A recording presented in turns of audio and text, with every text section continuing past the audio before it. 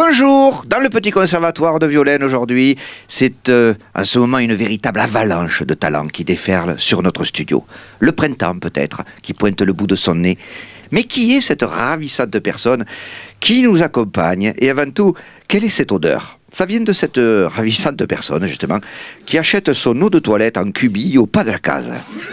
16 ans, car elle a 16 ans, mais elle a un élevage intensif de porcs en bas de chez elle, hein, et l'odeur lui a fait plisser le visage, à force de dire « Putain, mais que ça pue, ça plisse !» Vous voyez, on peut rien y faire à ça, hein. On peut rien y faire. Non, on peut rien y faire. Hein. Oui. En plus, c'est une race de porcs spéciale. Hein. Ah bon? Ce sont des porcs rares hein, Oui. qui viennent d'Amsterdam. Et bien sûr, les fameux porcs d'Amsterdam. Alors, j'ai invité Régine Rastenfle, car c'est votre nom, Régine Rastenfle, Régine Rastef. car je voulais montrer à nos jeunes auditeurs, ainsi qu'à leurs parents, comment un destin bascule sur un coup de dé ou de bol, si on n'a pas de dé. Hein. Alors, Régine, racontez-nous ce qui vous est arrivé.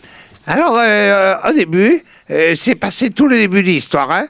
Ça s'est passé le dimanche 10 avril de l'année dernière. Sur le coup des 15 heures, je crois. Ou enfin, plutôt le coup des 3 heures. 3 heures, d'accord, très bien. C'est vrai qu'elle a chargé. Alors, poursuivez. J'ouvre la fenêtre, parce que j'ai votre parfum là, qui attaque les micros. Hein.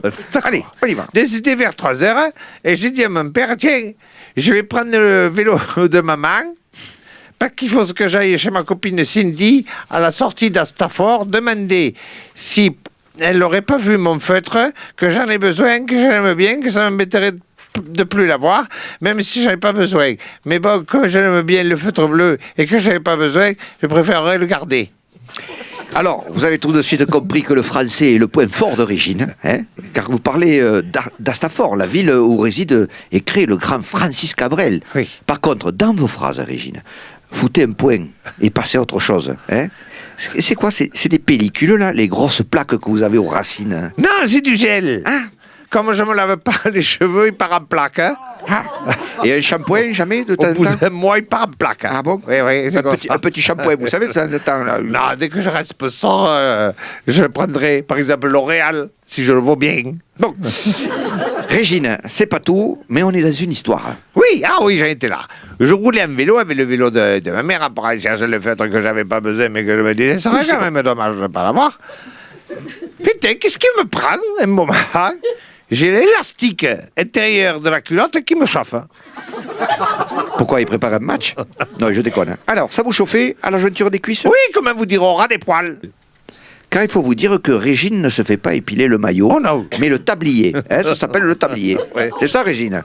Vous Oui. avez la salade qui déborde sur le parking. Oui, car mes parents font le marché. Bien sûr. Alors, on poursuit. Ah oui. Élastique. Bon, alors, ah oui, j'en étais ces élastiques qui me chauffaient. J'arrive devant le centre culturel et paysan d'Astafford, qui s'appelle le Palais de la Gousse. Et oui, car on y vend aussi de l'ail. Non, c'est un hommage à Suzy Resplandou, qui était... Lesbienne, quoi. Non, elle était française. Très bien. Quel est con. Putain, c'est parfait. Bon, l'élastique de la culotte vous chauffe et vous vous arrêtez. Que se passe-t-il? Je me dis, tiens, je vais pisser à tour de bagnole. C'est magnifique. C'est magnifique, cette classe. C'est merveilleux.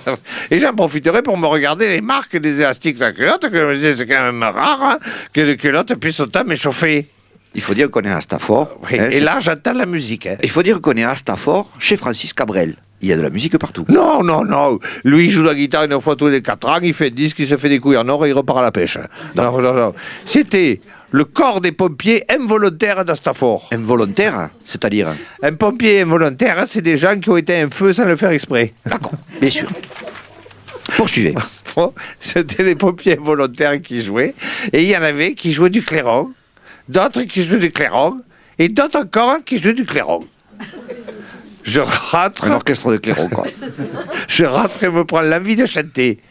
Et ça me fait comme une bouffée de chaleur qui me déclenche une sudation et qui m'irrite encore plus au niveau de la culotte et de l'élastique. Bref, tout le monde Régine une chanson, et j'attaque. Je t'aime de Lara Fabian, accompagné au clairon par les pompiers involontaires à la Stafford. Ça sonne comme une pochette d'album. Et depuis, votre vie a changé. Ma vie a changé et celle des autres aussi. Ah, ben, Je suis devenu une star. Je suis là, à peine je chante je t'aime, tout le monde dans la région fait Régine, une chanson. Régine par-ci, Régine par-là. Oui. Un agent vous a appelé, je crois. Oui, il m'a dit, vous pouvez pas rester garé là. Eh oui, c'était l'agent de la ville, oui. bien. Et voilà. Je sais pas de quelle ville d'ailleurs. Comment on se sent à l'orée d'une carrière interdépartementale? C'est incroyable, la bouffée de chaleur que ça fait. Ah ouais. De se dire, ah, putain, j'ai tout le Lot-et-Garonne qui veut de moi. Je me regardais devant un miroir le soir. Ah oui. Mais par contre, hein, j'avais toujours cette culotte qui me bouffait jusqu'au nombril. Bon, Régine, nous avons décidé de vous suivre, mais de loin, à cause de l'odeur, évidemment. Hein.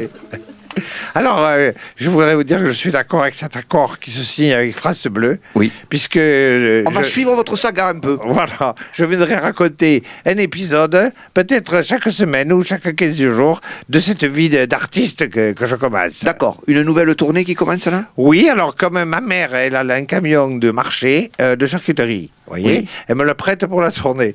Je vais... Pourquoi vous arrêtez pas de vous gratter là? Parce que c'est la culotte. Bon, Et donc elle veut garer l'estafette sur le track. Elle ouvrira, vous savez, comme les charcutiers. Et là, je serai... Je t'aime avec la scène déjà installée. C'est magnifique, on se régale. Voilà ce que c'est que la culture en France.